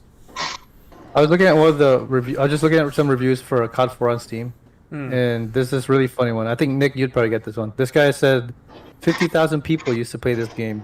Now it's a ghost town. Yep. That's pretty much COD 4 now. Yeah. And I guess for you COD heads out there, who said that original line? Captain McMillan. From In which? All Gilead. Yep. Exactly. That mission was an absolute standout. Like, if I could name one mission that really stuck out to me, it's definitely that one. That would be probably the greatest Warzone map of all time. That map. Mm-hmm. Can you imagine like 100 players like all gillied up and shit in like the rushes? Holy crap. That would be the most intense sniper-based game I've ever played in my life. You're like, you know, like I could imagine, like, you know, playing on PC. I look at the bush and I shoot it. I'm like, oh, that's just a bush. Never mind. And the bush next to me somehow kills me, and I'm like, what the fuck? What just happened? Look at the kill cam. Oh, that motherfucker hid in the next bush. Yeah. Besides that one. Damn it. Yeah, that's gonna be a serious like hide and seek kind of match. Yeah. Mm-hmm. Everyone's silent. It's Okay, like yeah. It's like hide and seek, but you know, you'll get shot instead of tagged. Or die. So. Yeah. Okay, one more question before we move on. I guess for back to airsoft, look like. If you guys had to pick one weapon to keep as an airsoft gun, which would it be? Which weapon? In airsoft form, of course. Easily 1911. Really, a pistol? Out of all the guns? I mean, I'm not gonna lie. 1911 has that very recognizable look to it, and it's so damn iconic, whether it's real or airsoft. Like, you know, you'll identify it right away what that is. Whereas other pistols, you might have a hard time, like saying, "Oh, I think that's a Glock," or "I think that's an M9." Not the case with a 1911. Everybody knows what a 1911 looks like. So yeah, I would definitely keep that. I would actually keep. Actually, I feel like Ryan has a version of this at home, but like, I think we have a version of a M4A1. I know. Choice. Actually, my friend used to have one with the grenade launcher attached. Yeah, that thing. Oh, bro. Yeah, I was so. Dude, where did you get that? Can I have it? Question about that one. Besides the grenade launcher, did it have like a red dot sight, a red dot reflex sight? I A don't. silencer? I think it was just the grenade launcher attachment Oh, okay. version. All right. Yeah, you had to buy the other stuff separately.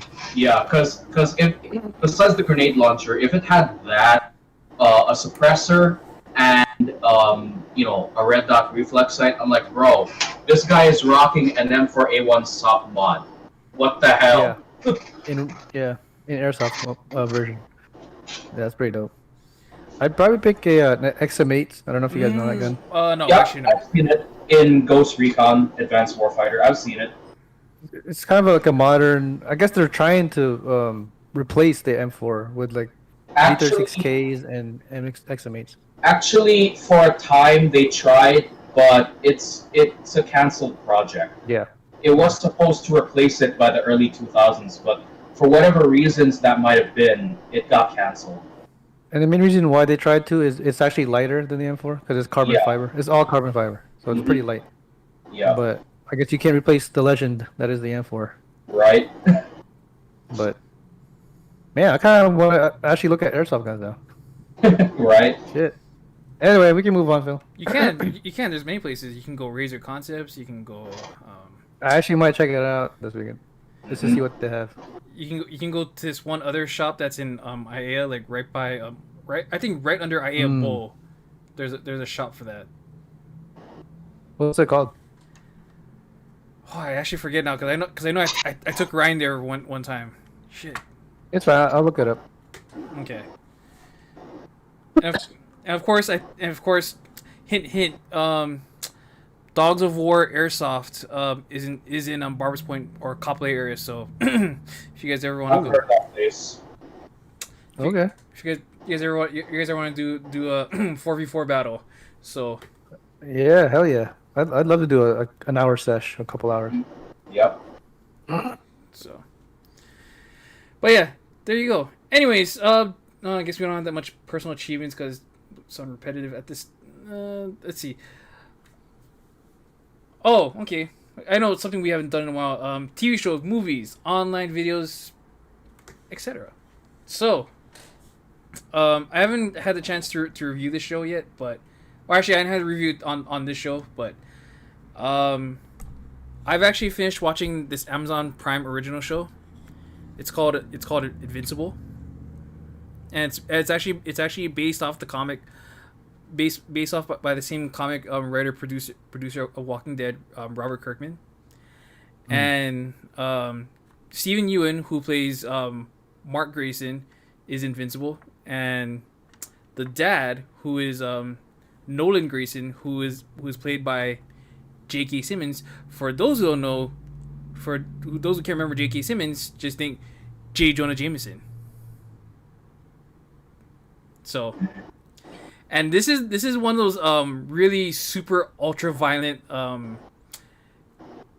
comics that's a complete 100% opposite of what you see like from a Marvel or a DC comic TV show. And not gonna lie, there's a lot of blood, guts, and gore when watching this show. It is a lot more scary than it looks. So, but overall, as a show for 8 episodes, for what it's worth and what hopes it has, because now that it's gonna be renewed for season 2 and a 3. I can't wait to see what they do next.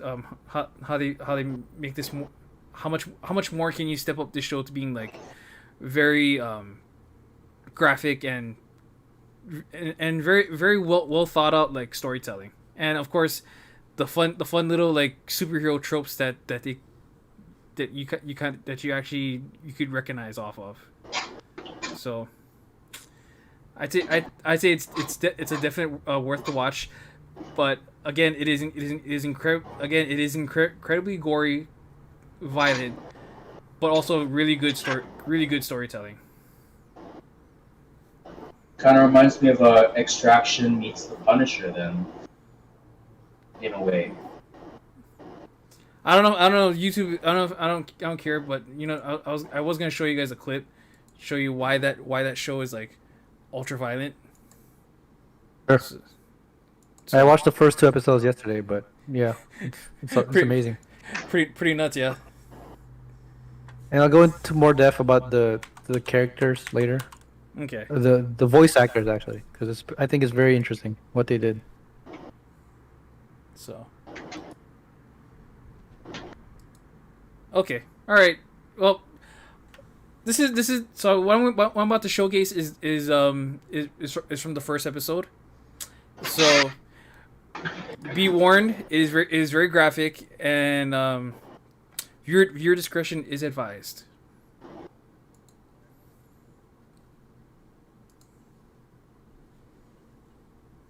Oh shit! This way. Darkwing, why did you call us here? Me? So none of us signaled the alert. Oh God, what's going on? Is it bad? Huh?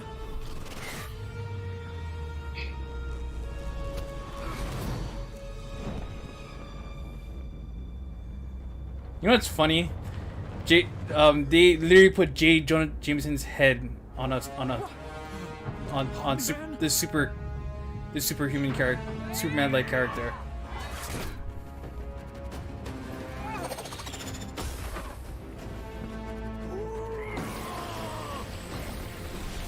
And you can tell, and you can obviously tell who they actually what kind, in terms of like parodying like superheroes. You can tell who they're based off of.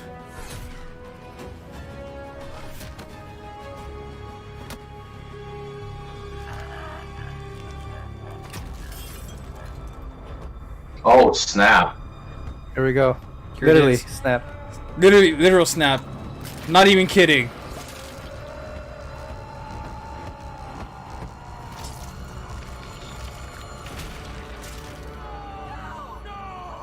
Fatality. Fucking That fatality. is a fatality.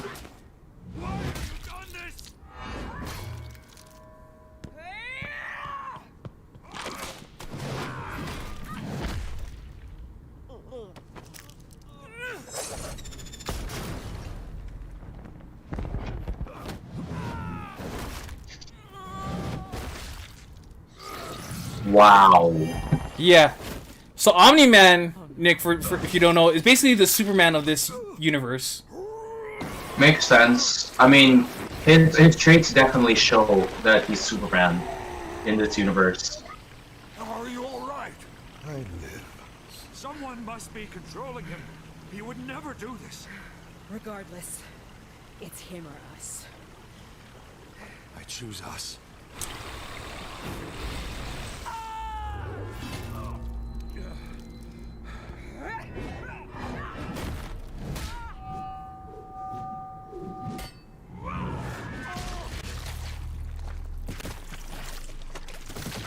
I guess you can see he's a fillet of fish Bye-bye, tonight. Aquaman.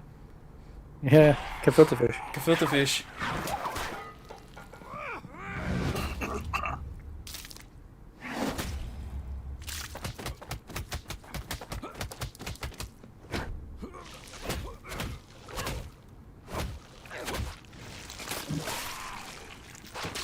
What? Oh, ouch! What the fuck? Watch. Oh, shit. Bruh. Oh. Oh god, how do you cough out blood after your neck busts like that? Jesus. Why? Why? Talk about a backhand. Right? Omni-Man wins. Fatality.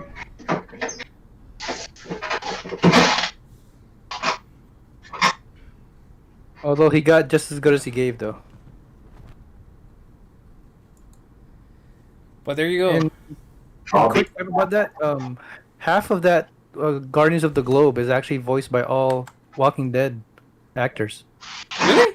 Oh shit. Yeah, Ross Marquand is really half the cast. Lauren Cohen, you know, Glenn's wife in Walking Dead, Wow. and yeah, Lenny James, the black dude, and then the Sonequa, the lady from Walking Dead, the black lady, Yeah. is the green lady, the silent one, or Green Ghost. Sorry, Green Ghost. Yeah, yeah. So I was like, oh, that's interesting. How all those were Walking Dead past members, and they all voiced them. Wow. And they all died in one episode. Damn. So, but yeah. So overall, as a show, I give it a solid 8. So, I like it so far. I give it a 9. It's worth the watch. It's worth the watch to see how do you pick up a story where an evil Superman literally gets away with murder. There's a quick glimpse if Superman was evil. Yeah. How he would be probably. And it's funny enough, like in contrast comparison, because like Nolan Grayson's character, their race is called Viltrumites, as opposed to like where Superman is, you would call them Kryptonites from the planet of Krypton, and Viltrum is an actual planet. I think you meant to say Kryptonians. Or Kryptonians. Yeah. Kryptonians. And- Sorry, little mistake. Another quick, I don't know if you missed this or not, Phil, but right in the beginning, John Hamm plays one of the security guards. I don't know if you're right in the beginning of episode 1. Oh, that was actually John Hamm. Oh, John Hamm. What the hell? And I love how he referenced his son was a huge fan of the Beatles. That was pretty cool. I heard that. You heard that part? I heard that part. He's like, oh, he wants to go to Abbey Road and see Strawberry Fields. Oh, wow. Well done. I heard that reference. Yeah, that was pretty cool. Like straight from the gate. Like, oh shit, Beatles. Let's go. So let's go. That was a pretty fun. That was a pretty fun little nod to them. And the cast is amazing, dude. Who they were able to get for Right? the voice actors. Damn, Ezra Miller's in here. And crazy. Seth Rogen, obviously. Seth Rogen. Seth Rogen. I didn't like the first time when he appeared as Alan the Alien. I didn't like yet to rewind. Yet to like kind of hear it a couple of times. You kind of had to hear that. Need to hear that voice a couple times just to be sure. Like. Oh what? Yeah, that's true. That's Seth Rogen. Cause they really like tuned his voice a bit. I was like, or they really like played around with his voice up. I was like, oh snap. Zachary Quinto, obviously Spock fame. So Mark Hamill obviously did an amazing job. You can tell Mark Hamill still has that like very gruff. Very that gruff, and he's still there's that part of his Joker voice that lingers a little when he talks. Batman. Like you can tell Zazie Beetz. Yeah, you can tell that he has that like the Joker from I'm trying to think the most not Batman Beyond. The Killing Joke. Just the Batman, right? No, from Killing Joke. Like you can tell like he's the linger of the Joker voice is still there. I gotta say, still to this day, Nick does a perfect rendition of Mark Hamill's Joker. Stop. Come on, Nick. Come on, Nick. One time. One laugh. One laugh. One time. All right, fine. Here we go. There. Yeah. Nice. Imagine hearing that in the dark hallway. I think there's another Joker here. Oh shit! We got an imposter. Sus. Yep. The imposter is sus. But yeah. I think that should be our next game to play. No. All right, Phil. How do you want to end it? All right. Oh. Anyways, since we're pretty much at the quarter tail end of episode 20 here, I figure we're gonna bring back rank this. So rank this as you know. Credits to Air for creating this game, and basically,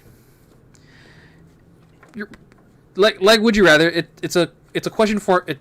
The question format is rank this from certain based on certain subjects that you want or scenarios, and you would have to rank these answers from either worst to best to worst, or depending on the scenario. So I'm gonna go ahead and kick this one off, just so that everyone sort of remembers how rank this works. Okay, rank this from worst to best, and you can use any subject. You can go light, dark, food, anything. So, All right. okay. Rank this in terms of assault rifles. AK-47, M4A1, or the Scar.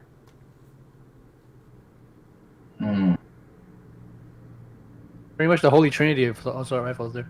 Yeah. I guess number 3 would be M4. Number 2 would be Scar, and number 1 would be AK. The exact opposite for me. The exact opposite. M4's gotta be at the top for me. Okay. Because you can add the most attachments to it. It can literally be anything you want. That's true. Just by the attachment. That's actually, yeah. You can add In laser. any water, you can go in the snow. You can add laser attachments. You can add. Well, I don't know about the other stuff, but I don't know if heartbeat sensor is a realistic thing. Is it? It's not. It's not. It was just. Well, not as realistic, obviously, as Call of Duty, but it's a thing. Yeah. Okay. All right. Well, there you go. So you guys got the idea of how ranked this works. Okay, I guess I have one to throw in the hat. Most used video game terminology in real life. Let's see. Sus, noob, and what's another video game terminology that you can use in real life? Owned. OP. Yeah, owned. That's it. Owned. Or pwned. Same thing. I would. Wait, most overused or your favorite? What do you use the most? Okay. I'd say I would probably put sus at 1 because I not only do I hear it all the time, but now I kind of I do catch myself saying it a lot. Even It's kind of overused.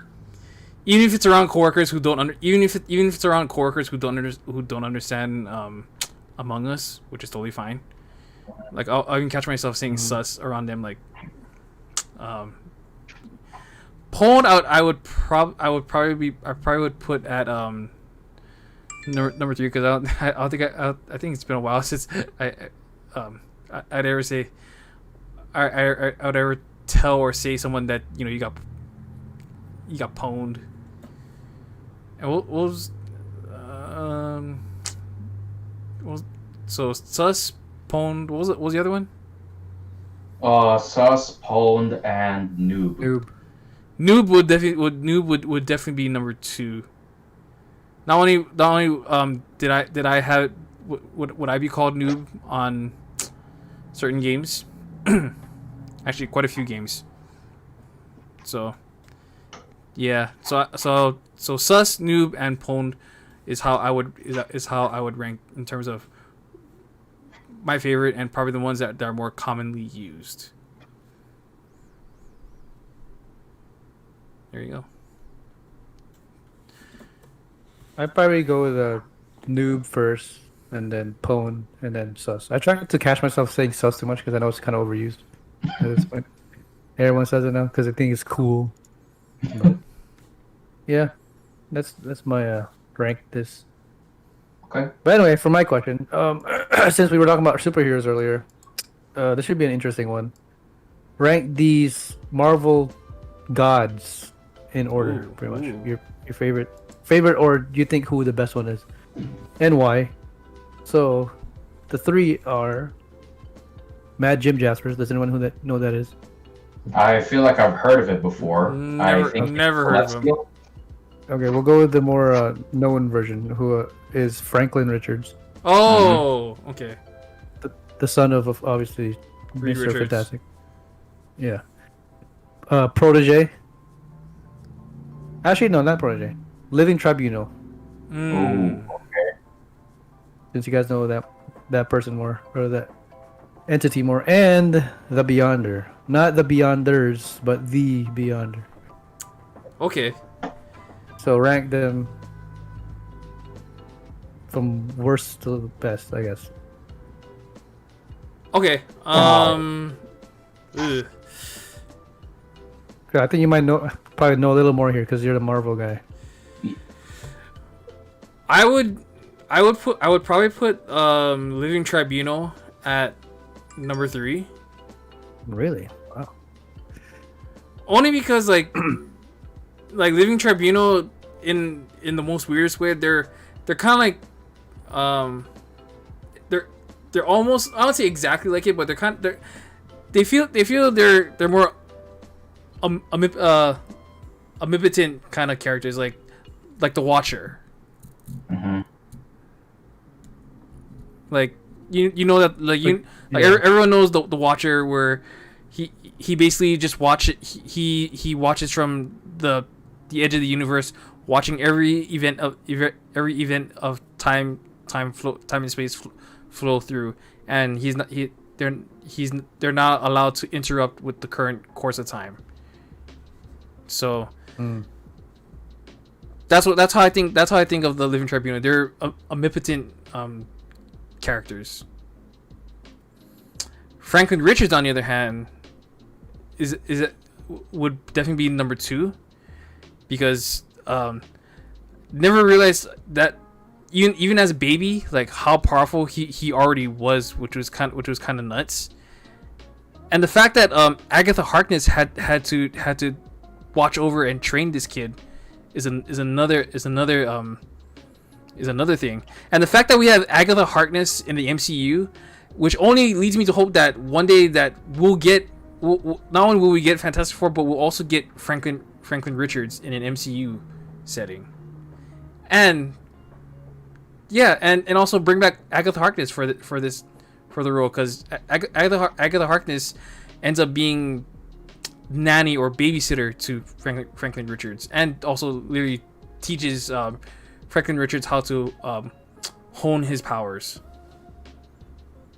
And at number 1, I would definitely put the Beyonder. One, because he's also another celestial being, who's also much like Madam Web.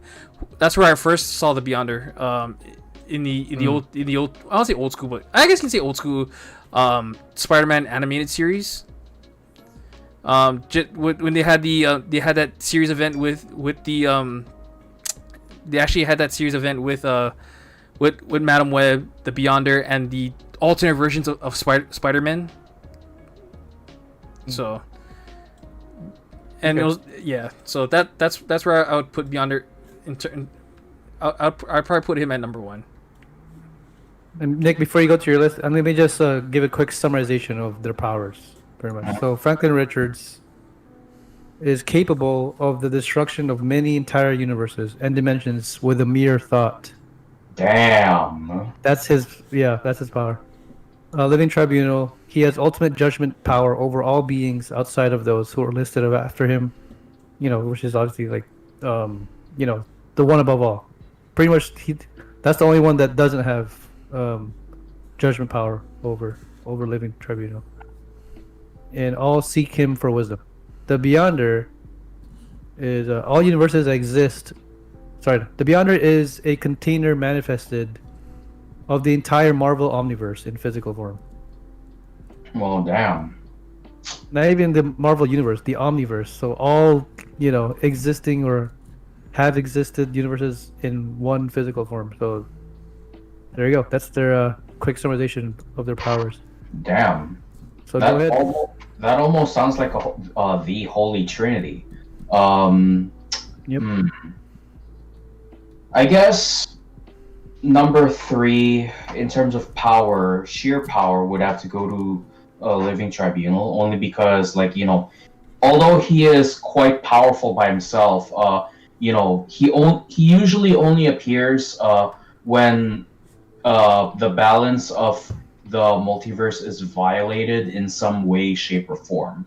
And yes, he does place judgment on those who violate the balance and punishes them accordingly.